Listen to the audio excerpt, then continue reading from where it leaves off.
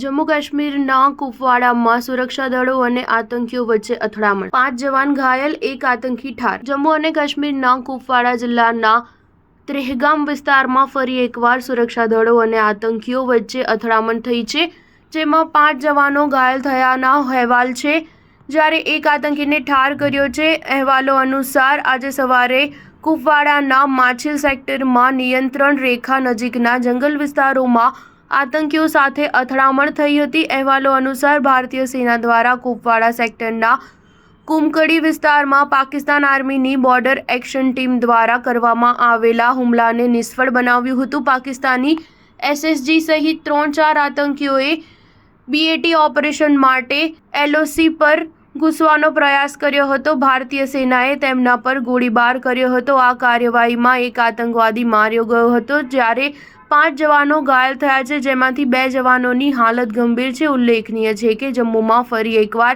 આતંકી હુમલામાં વધારો જોવા મળી રહ્યો છે। જોકે છેલ્લા કેટલાક મહિનાઓથી આ વિસ્તારમાં શાંતિનો માહોલ હતો, પરંતુ હવે ફરી એકવાર અહીં આતંકી ઘટનાઓ વધી છે।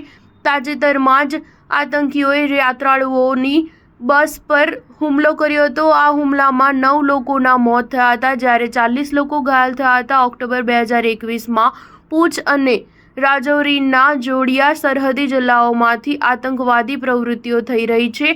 રિયાસી, કઠુઆ અને ડોડામાં પણ આતંકવાદી ઘટનાઓ વધી છે। 2021થી જમ્મુમાં આતંકી ઘટનાઓમાં 50થી વધુ સુરક્ષા કર્મચારીઓ સહિત 70થી વધુ લોકો માર્યા ગયા છે। સ્ટાર ન્યૂઝ 7 હંમેશા સચ્ચાઈની સાથે।